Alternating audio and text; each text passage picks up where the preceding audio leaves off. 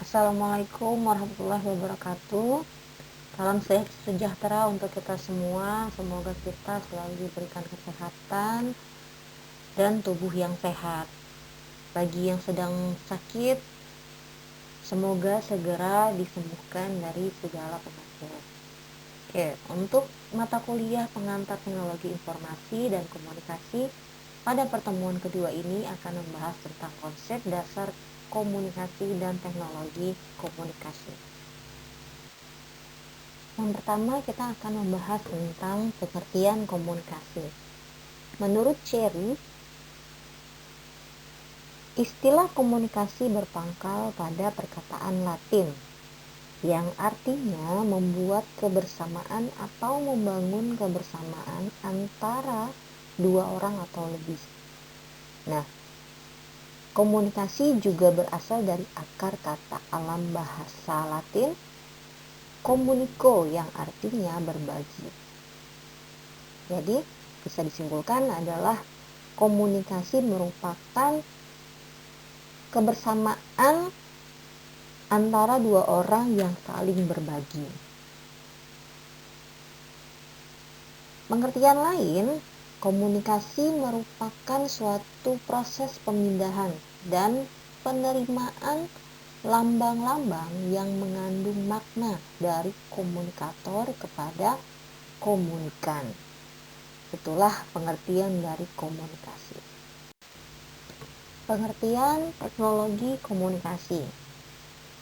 Nah, teknologi komunikasi merupakan peralatan perangkat keras atau berupa hardware dalam sebuah struktur organisasi yang mengandung nilai-nilai sosial yang memungkinkan setiap individu mengumpulkan, memproses, dan saling tukar-menukar informasi dengan individu-individu lainnya.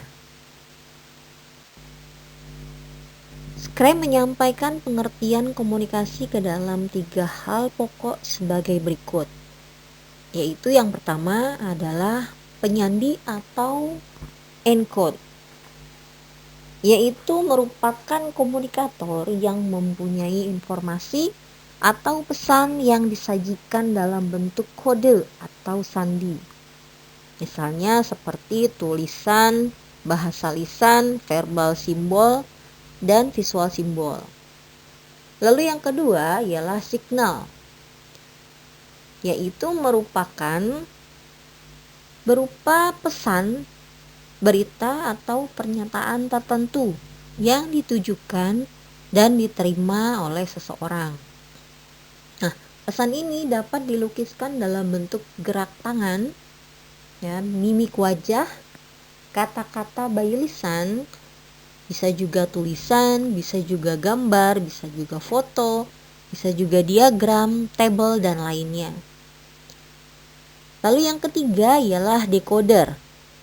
Decoder merupakan komunikan yang menerima pesan atau si penerima sandi atau lambang yang harus dipahami dan dimengerti makna dari pesan yang disampaikan. Itulah 3 hal pokok pada komunikasi menurut Scrum. Penerapan teknologi komunikasi ditentukan oleh sejauh mana teknologi komunikasi mampu membuka akses pada berbagai pelayanan dan jaringan informasi. Nah, kalau telekomunikasi berasal dari tele, yang artinya adalah jauh, dan komunikasi adalah hubungan, maka bisa dimaksudkan telekomunikasi berarti hubungan melalui jarak jauh. Komunikasi sebagai suatu proses yang dapat dibedakan menjadi 2 macam, yaitu pada proses primer dan proses sekunder. Nah, proses primer adalah proses komunikasi langsung tanpa adanya media yang dapat memanipulasi dan melipat gandakan jumlah penerima pesan. Dalam proses komunikasi ini biasanya berbentuk bahasa, gerakan-gerakan yang memiliki makna khusus dan aba-aba. Lalu sedangkan proses sekunder berlangsung dengan bantuan mekanisme yang dapat melipat gandakan jumlah penerima pesan atau ditujukan untuk mengatasi berbagai macam hambatan fisik, kebendaan atau jasa dia yang akan menghalangi proses komunikasi primer. Nah, seperti mengatasi hambatan geografis, proses komunikasi ini dapat melalui telepon, HP, radio, dan satelit.